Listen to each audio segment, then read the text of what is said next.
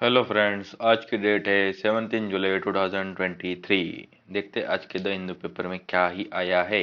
Okay, first news, government set up new panel to review all NSO data. देखिए, government ने पहली बार जो पहली उनकी कमेटी थी उनको उन्होंने रिप्लेस कर दिया और नई कमेटी बनाई। पहली कमेटी का नाम क्या था, देखते हैं अपन इधर। देखिए, पहली कमेटी का नाम था SCES, मतलब standing committee on economic statistics. ये जो कमेटी थी, जो पहले स्टैटिस्टिकल डाटा कलेक्ट करती थी एनएसओ के लिए, नेशनल स्टैटिस्टिक ऑफिस के लिए, और उनका एक कंपाइलेशन डाटा बनाती थी और रिपोर्ट देती थी।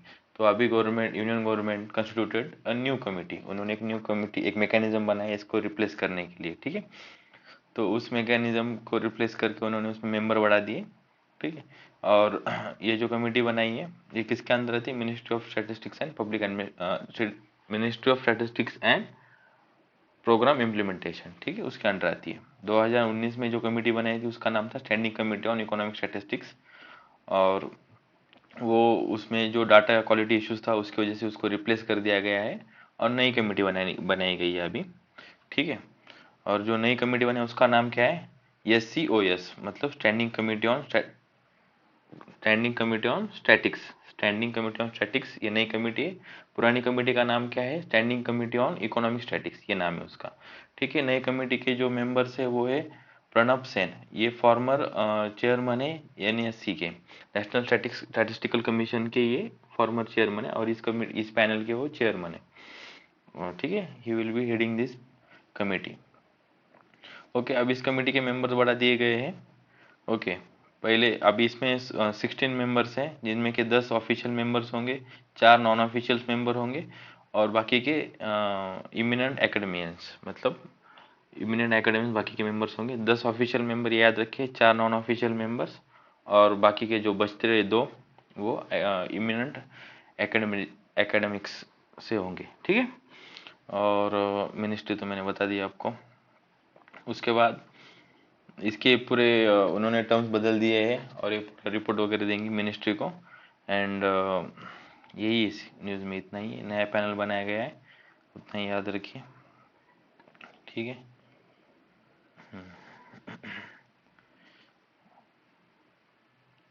ओके। उसके बाद नेक्स्ट न्यूज़ आती है कुनो नेशनल पार्क, जहाँ पे अभी प्रोजेक्ट चीता के अंतर्गत टाइगर्स, नामीबिया जो अफ्रीकन कॉन्टिनेंट है वहाँ की कंट्री, नामीबिया कंट्री से प्रोजेक्ट चीता के अंदर चीताज लाए गए थे। ठीक है, और उनको ट्रांसफर करने के बाद उनके गले में कॉलर डाला गया था। ठीक है, उनको डिटेक्ट करने के लिए कहाँ पे है वो बोल के। तो रेडियो कॉलर की वजह से उनके गले में इन्फेक्शन हो रहा है, और दो चीता मारे गए हैं, तो उसके ऊपर एक रिव्यू कमेटी बनाई गई है। तो रिव्यू कमेटी ने बोला है कि जो उनके गले के ऊपर आप रेडियो कॉलर बांध रहे हो उसकी वजह से उनको इन्फेक्शन हो रहा है, और वहाँ पे बैक्टीरिया का इन्फेक्शन होने की वजह से उनकी मौत हो रही है। लेकिन जो ऑफिशियल से उन्होंने बोला कि इससे पहले तो टाइगर पे भी बांधे थे अपन ने, लेपर्ड्स को भी रेडियो कॉलर लगाते, तो उनको भी ऐसा कभी इन्फेक्शन नहीं हुआ। तो यही न्यूज़ है, देखते हैं क्या बोलती है news. Panel wants Kuno cheetahs to undergo medical review. तो जो मरे हुए हैं या फिर जो बचे हुए हैं अभी, उनका मेडिकल रिव्यू होना चाहिए, ये बोल रहे हैं। The death of 2 चीताज at the Kuno national park. Kuno national park याद रखिए MP के अंदर है, इंपॉर्टेंट है। ठीक है, पास्ट वीक उनकी मौत होगी। The expert advisory committee oversight the implementation of the project cheetah. अभी मैंने बताया प्रोजेक्ट चीता के अंदर नामीबिया कंट्री जो अफ्रीकन कॉन्टिनेंट में है वहां से चीता लाए गए हैं और उनको कुनो नेशनल पार्क में छोड़ा गया है। ठीक है, has recommended that the all animals undergone the throughout the physical and medical review. Okay, this will involve the recalling even an animals released into the wild and investigating if the radio collars dangling from their necks were indirectly abetting infections. उनकी वजह से infection हो रहा है क्या, मैंने अभी बताया आपको, कॉलर लगाने की वजह से इन्फेक्शन हो रहा है या फिर किसकी वजह से इन्फेक्शन हो रहा है, उसके लिए जांच की जाएगी उनकी। ठीक है, दे आर इन्फेक्टेड विद मैगाटॉट्स। मैगाटॉट्स एक बैक्टीरिया है, क्या है, उसकी वजह से उनको इन्फेक्शन ऐसा बोलते हैं। The larva of the maggots were found on the radio collar, जो मरे उनके ऊपर मिला है इसका। ठीक है,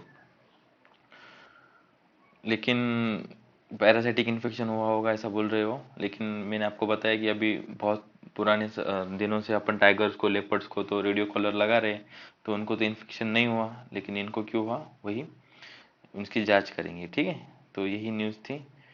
और क्या है न्यूज़ में, this collar are made up of polystyrene, polystyrene से कॉलर बनते हैं जो कि मच लाइटर होता है वेट में, ये एक बात याद रखिए। जो उनके गले में रेडियो कॉलर बांधते हैं वो पॉलिस्टेरिन से बनता है और वो बहुत लाइट होता है। ये क्यों बांधते हैं, क्योंकि उनकी लोकेशन समझ में आने के लिए, वो कहाँ पे अभी क्यों नहीं है, ठीक है, उसके लिए बांधते हैं। और जहाँ से अपन लाए हैं चीता, नामीबिया से एंड साउथ अफ्रीका, तो उन्हीं कंट्री में भी रेडियो कॉलर तो उनके गले में भी चीतास के गले में लगाते, तो वहाँ पे तो इन्फेक्शन नहीं हुआ, यहाँ पे क्यों हुआ, तो यही है। तो मिनिस्ट्री ने सीधा सीधा बोल दिया है कि मिनिस्ट्री ऑफ का जो ऑफिशियल स्टेटमेंट है, उन्होंने बोला है कि ये नेशनल कॉज से मर गए, because they don't want to create it as a big issue ना, they want to clear it up. तो उन्होंने ये बोल दिया है कि नेचुरल कॉज की वजह से ये मर गए, ठीक है, यही है न्यूज़ में। आगे देखते हैं आगे की न्यूज़ क्या है। आगे की न्यूज़ में, हाँ देखो, China event raise a concern over the India's only app, ठीक है। देखो पहले ना इंडिया में बोलते थे दो ऐप्स हैं, लेकिन अभी एक रिसर्च के हिसाब से बोला है कि एक ही ऐप है, ठीक है, उसका नाम क्या है, hook lock Gibbons, hook lock Gibbons, ठीक है। देखते हैं न्यूज़ में क्या है।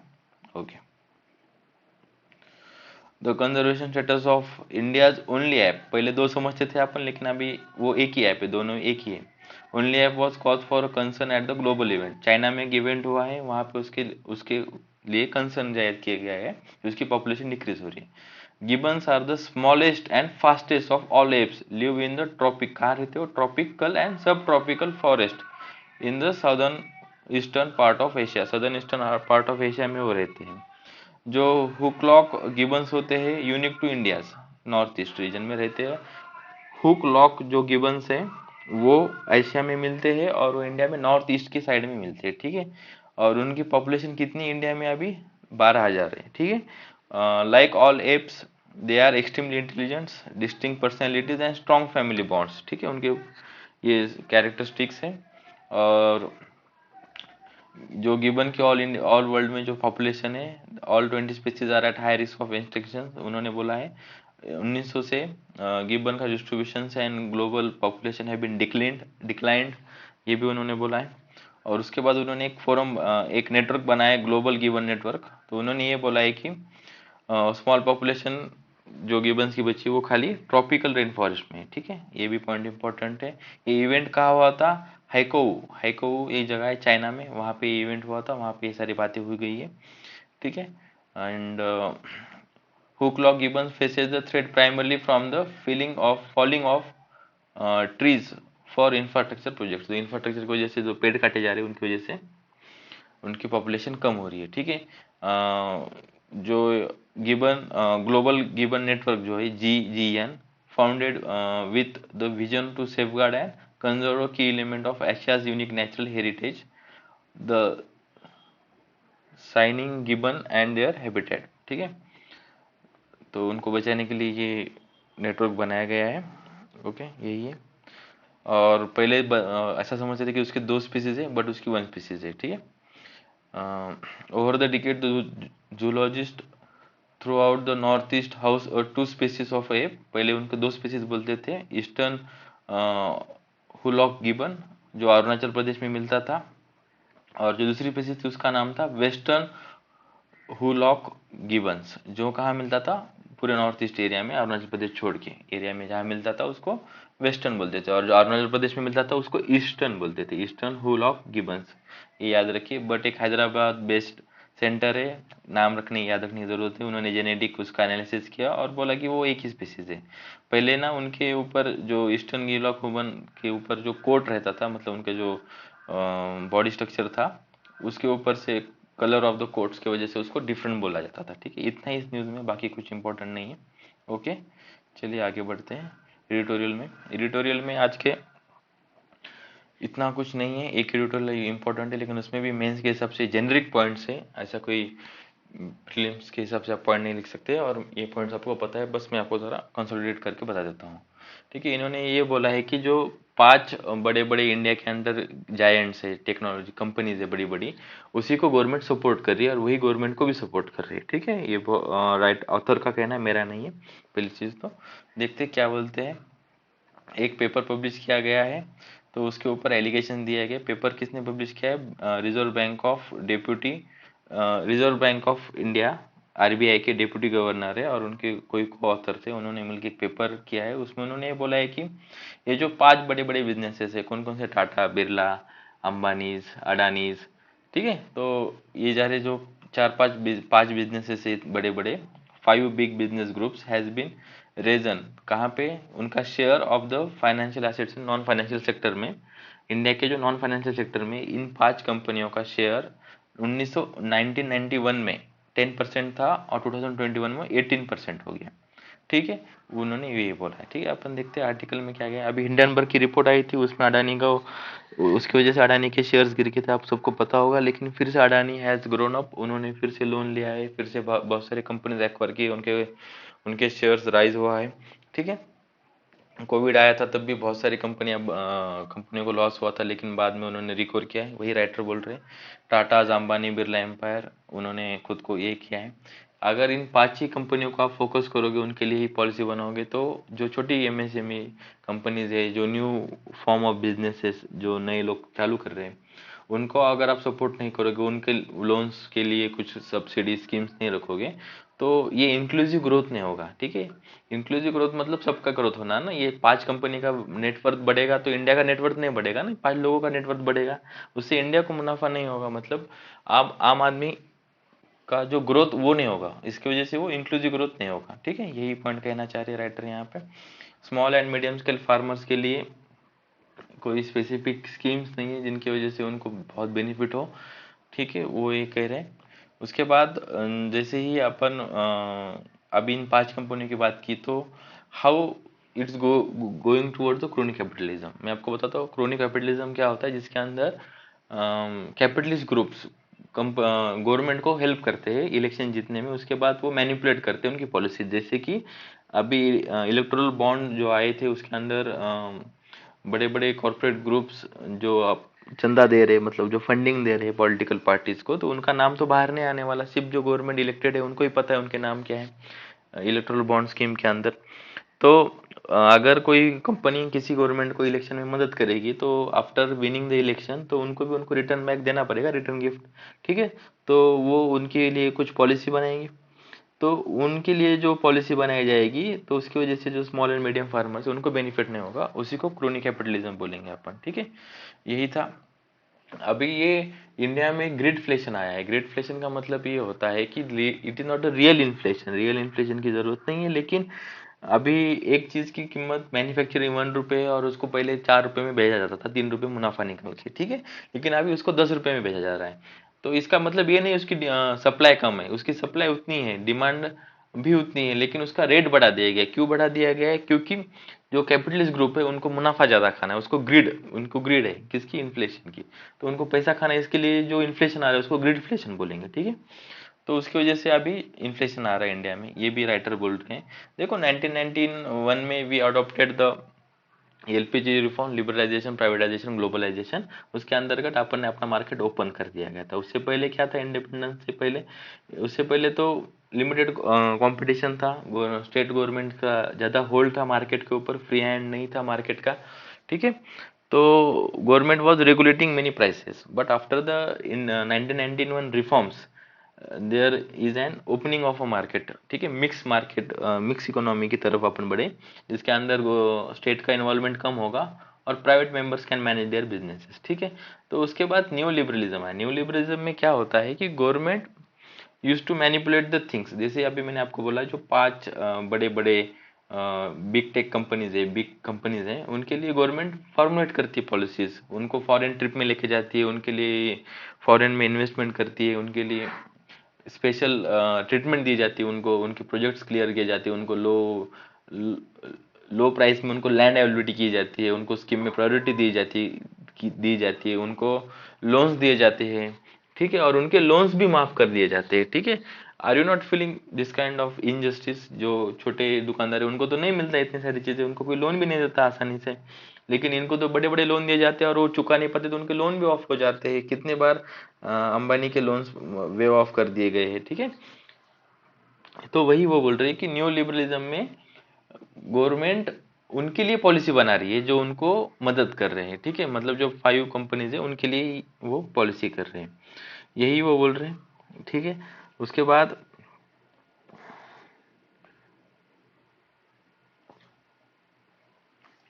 देखिए, अगर एखादे सेक्टर में जैसे कि अपन मोबाइल मतलब सिम कार्ड कंपनी देखेंगे, तो उसमें पहले बहुत ज़्यादा प्लेयर थे। उसके बाद अभी तो 3 ही प्लेयर बचे हैं, वोडाफोन आइडिया, वीआई, जियो, उसके बाद एयरटेल।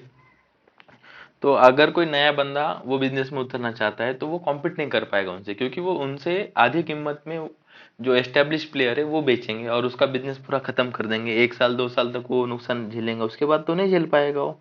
तो उसकी वजह से उसको बिजनेस बंद करना पड़ेगा, because he can not run that business in loss. तो उसको प्रॉफिट नहीं होगा, लेकिन इनकी तो जेबें भरी हुई है, they can bear the losses, heavy losses वो बियर कर सकते हैं 1 2 साल के तक। तो उसके बाद उससे क्या होगा, मोनोपोली आएगी मार्केट में, ठीक है। अभी एयरटेल भी इतना नहीं चल रहा, वोडाफोन आइडिया भी बंद होने के कगार पे। तो बचेगा 1 2 कंपनी, वोडाफोन आइडिया, नहीं तो जियो बचेगा, नहीं तो एयरटेल बचेगा। तो उससे क्या होगा, अगर एक कंपनी अपनी मनमानी करेगी, मोनोपोली एस्टेब्लिश कर देगी और उससे वो रेट बढ़ाएगी, तो उसको कॉम्पिटिटर भी नहीं होगा, तो लोगों को ऑप्शन ही नहीं होगा। इनडायरेक्टली अपन जो प्राइवेटाइजेशन के पास जा रहे हैं उसकी वजह से पब्लिक को बेनिफिट नहीं हो रहा, जो बड़ी कंपनी है उन्हीं का बेनिफिट हो रहा है, क्योंकि indirectly they are establishing their monopoly. ठीक है, ये बात समझनी जरूरी है। और उसकी वजह से पॉलिटिक्स में भी इंटरफेरेंस हो रहा है। ये जितने बड़े बड़े कंपनीज है वो पॉलिटिक्स में भी उनका इंटरफेरेंस है, यही इस आर्टिकल में दिया गया है। ठीक है, बाकी कुछ भी नहीं है, सारे जनरल पॉइंट्स है, जो की टर्म्स थे जो मैंने आपको बताए उतना ही आप याद रखिए। ठीक है, उसके बाद हाँ, उसके बाद एक आर्टिकल है, फर्स्ट पेज पे आया था। ठीक है, देखिए, India to push G20 to raise MNC tax share. ठीक है, इंडिया ने G20 का जो अभी समिट होगा उसमें वो रेज करेगा किसको, multinational company MNC tax share. तो उनको इंडिया बोल रहा है कि एक टैक्स लगाओ, ठीक है, उनके ऊपर एक टैक्स लगाओ, क्योंकि वो यहाँ पे मुनाफा कर रही है, लेकिन यहाँ पे उनका फिजिकल प्रेजेंस नहीं होने की वजह से वो यहाँ पे टैक्स नहीं देती। वो बाहर जहाँ पे उनके हेडक्वार्टर्स है, ऑफिस है, उस कंपनी में जाके वो उस कंट्री को टैक्स देती है। ठीक है, तो इस G20 में इंडिया चाह रहा है कि multinational company should pay where they earn, ठीक है, एक्सेस प्रॉफिट्स। और इंडिया का ये कहना है कि एक्सेस प्रॉफिट भी अगर वो कमाते तो उनके ऊपर टैक्स लगाना चाहिए। ठीक है, देखते हैं आर्टिकल क्या बोलता है। More than 140 countries suppose to start and implementing next year 2021 deal. 2021 deal क्या, मैं आगे बता दूं आपको। Over reeling the decades over the rule on how the government tax the multinationals. ठीक है, तो 140 कंट्री जो है वो रेडी है इम्पोज टैक्स, मतलब उनके ऊपर टैक्स लगाने के लिए, जो 2021 के डील में हुआ था। 2021 के डील में क्या बोले थे, इट वॉज डिसाइडेड दैट कि minimum 50% tax on large global firms में लगाएंगे, और एडिशनल 25% लगाएंगे tax if they have made excessive profits. अभी ये कहाँ हुआ था, 2021 डील, ये हुआ था ओईसीडी में। ठीक है, ओईसीडी के ऑर्गेनाइजेशन की मीटिंग में हुआ था, organisation for economic cooperation and development. OECD का लॉन्ग फॉर्म क्या है, organisation for economic operation and development की मीटिंग में क्या हुआ था, 2021 की डील हुई थी। उसके अंदर उन्होंने बोला था कि 15% टैक्स लगाएंगे ग्लोबल फर्म्स पे, और 25% लगाएंगे अगर वो एक्सेसिव प्रॉफिट बनाते हैं। अभी एक्सेसिव प्रॉफिट डिफाइन कैसे करेंगे, क्या करेंगे, सारे बातें बाकी हैं, जब होगी तब बताएंगे अपन। ठीक है, अभी G20 का समिट सितंबर में होगा इंडिया में, तब ये बातें इंडिया बोलेगा उनको, एक्सटेंसिवली डिस्कस करेंगे G20 की मीटिंग में। India want a significance increase in the tax paid in the countries where the firms do business. तो इंडिया का ये कहना है कि जहाँ पे वो बिजनेस उनको पैसा आ रहा है वहाँ पे तो टैक्स नहीं दे रहे हो। Under the agreement the global cooperation with annual revenue over 22 billion जिनका एनुअल टर्न ओवर है, consider to be make excessive profit. ये डेफिनेशन है उनकी एक्सेसिव प्रॉफिट की। अगर उनका टर्नओवर 22 बिलियन होगा तो एक्सेसिव प्रॉफिट है, if the profit exceeds 10% of annual growth.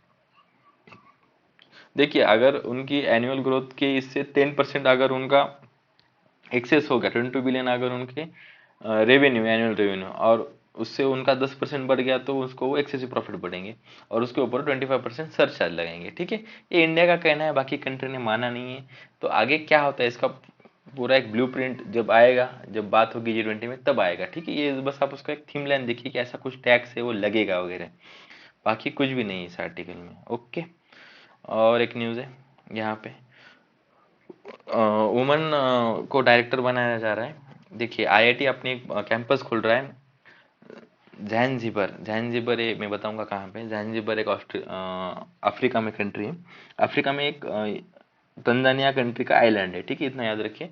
और वहाँ पे प्रीति अगल्यम इनको डायरेक्टर बनाया गया है आईआईटी का, ठीक है। 1951 में आईआईटी की स्थापना हुई थी कानपुर के अंदर, ये इतना इम्पोर्टेंट है। और आईआईटी पहली बार कैंपस खोल रहा है आउट ऑफ द इंडिया, जहाँ जिस जगह का नाम है ज़ैंज़िबर तंजानिया में आता है, इतना ही याद रखिए। और इसकी और आईआईटी की अभी तक कोई डायरेक्टर महिला नहीं रही है इंडिया में भी, तो लेकिन पहली बार बाहर जब ब्रांच खोल रहे हैं तो उसकी महिला डायरेक्टर होगी। ये फर्स्ट टाइम हो रहा है हिस्ट्री में। ये तंजानिया है, इसके देखिए ये अफ्रीकन कॉन्टिनेंट है, ओके। ये अफ्रीकन कॉन्टिनेंट है और उसके ईस्ट साइड में एक आइलैंड है, ठीक है, ये आइलैंड दिख रहा है आपको, ये है ज़ैंज़िबर। यही इस न्यूज़ में था, बाकी कुछ नहीं। लाइटनिंग, नेक्स्ट न्यूज़ है लाइटनिंग से regarding. Lightning is not a natural disaster से द सेंटर। देखो जो नेचुरल डिजास्टर्स की लिस्ट है उसके अंदर क्या क्या आता है, साइक्लोन है, ड्रॉन्स है, ड्रॉट्स है, ठीक है, उसके बाद अर्थक्वेक्स है, उसके बाद फायर है, फ्लड है, सुनामी है, हेलस्टॉर्म है, लैंडस्केप है, क्लाउड बर्स्ट है, एवेलांचेस है, पेस्ट अटैक है, फ्रॉस्ट है, कोल्ड कोल्ड वेव है, ठीक है। इसको नेचुरल डिजास्टर कहा जाता है किसके अंतर्गत, एसडीआरएफ के अंदर। एसडीआरएफ मतलब natural state disaster relief fund के अंदर इसको डिफाइन किया गया है कि ये नेचुरल डिजास्टर, इसके अंदर अगर कुछ नुकसान होता है तो सेंटर उसके पैसे देता है, सिंपल सी बात है। ये पूरी लिस्ट याद रखिए आप, इंपॉर्टेंट है। क्या क्या आता है साइक्लोन मतलब नेचुरल डिजास्टर के अंदर, साइक्लोन्स आते हैं, ड्रॉट्स आते हैं, अर्थक्वेक्स आते हैं, fire, flood, tsunami, hailstorm, landscape, avalanches, cloud burst, forest, frost sorry, cloud, cold wave, okay, ये सारी चीजें आती हैं और इनको नेचुरल डिजास्टर बोला है। लेकिन लाइटनिंग को अभी तक नेचुरल डिजास्टर नहीं बोला है। क्यों नहीं बोला? क्योंकि स्टेट बोलता है कि हम तो पहले से ही वार्निंग दे देते हैं लाइटनिंग आने वाली 5 दिन के पहले ही। लेकिन जो दो स्टेट्स है, West Bengal and Uttar Pradesh, I think, देखिए वेस्ट बंगाल एंड बिहार, सही है, वेस्ट बंगाल एंड बिहार, उन्होंने बोला है कि आप लाइटनिंग को एक नेचुरल डिजास्टर का दर्जा दो, उसकी वजह से लोग मर रहे हैं और उनको कंपनसेशन नहीं मिल रहा। लोग तो मर रहे हैं लेकिन ये कॉज तो नेचुरली है। लेकिन सेंटर क्या बोल रहा है, नहीं नहीं हम तो पहले ही उसको वार्निंग दे रहे हैं। तो स्टेट क्या बोल रहा है, जो लोग कनेक्टेड नहीं होते सोशल मीडिया से या फिर रेडियो से और उनको से खेतों में जाना ही पड़ता है तो वो तो मर जाते हैं, तो उनके लिए ये करो। तो उन्होंने डाटा दिया है जो अपने काम का नहीं है, कितने लोग मरे हैं, 1500 लोग मरे हैं 5 साल में, ये वगैरह, ठीक है। न्यूज़ का थीम याद रखिए। एक यहाँ पे एक डाटा इंपॉर्टेंट है, एनसीआरबी का national crime record bureau data show that 2880 people died in the lightning strikes in 2020, ठीक है, इतना डाटा इंपॉर्टेंट है। और उसमें से 40% of all accident death caused by the force of nature. जितने भी डेथ्स होती है उसमें 40% डेथ्स, जो एक्सीडेंटल डेथ्स होती है उसमें नेचर का ही हाथ होता है, ठीक है, नेचुरल कॉज ही होता है। यही न्यूज़ में था। दूसरी एक न्यूज़ है, Russia has sufficient stock pile of cluster bomb says the Putin. देखिए पूरा मैं आपको थीम लाइन बताता हूँ। अभी यूक्रेन रशिया वॉर चल रहा है तो उसके अंदर जो नाटो मतलब जो यूएसए यूके कंट्रीज है उन्होंने बोला है कि we are going to supply cluster bombs to the Ukraine. देखिए क्लस्टर बॉम्ब क्या होता है, देखिए ये बॉम्ब है और ये निकला यहाँ पे, देखिए ये बॉम्ब है, ये यहाँ से निकला, तो ये कुछ डिस्टेंस पे जहाँ इसको फटना है उस ये ग्राउंड है, जहाँ इसको फटना है उसके कुछ डिस्टेंस से पहले ही ये छोटे छोटे बॉम्ब्स में फट जाएगा, ठीक है। तो ये अलग अलग जगह जाके गिरेगा, तो जहाँ जहाँ गिरेगा वहाँ वहाँ और फटेगा। तो जहाँ पे हर जहाँ पे उसका सेगमेंट गिरे वहाँ पर वो गिरेगा और फटेगा। लेकिन कुछ कुछ बॉम्ब बिना फटने के रह जाते तो बाद में जब सिविलियंस आते तब फट जाते, तो उसकी वजह से बहुत बाद में भी कैजुअलिटीज होती है। तो रशिया का पहले लोगों ने क्लेम किया था कि रशिया ने क्लस्टर बॉम्ब्स यूज किए यूक्रेन वॉर में, लेकिन रशिया ने उसको डिनाई कर दिया था और उसके बाद किए नहीं, ठीक है। लेकिन अभी आगे से ही यूक्रेन बोल रहा है हम यूज करेंगे, क्योंकि उसको यूके ने बोला है कि हम आपको सप्लाई करेंगे, तो उसकी वजह से ये न्यूज में आया है। तो पुतिन जी ने ये बोला है कि अभी भाई हमारे पास भी बहुत पड़े हुए हैं, अगर आप यूज करेंगे तो हम भी कर लेंगे। यही है पूरी न्यूज में, बाकी कुछ भी नहीं है, ठीक है। आज के न्यूज़पेपर में इतना था, थैंक यू।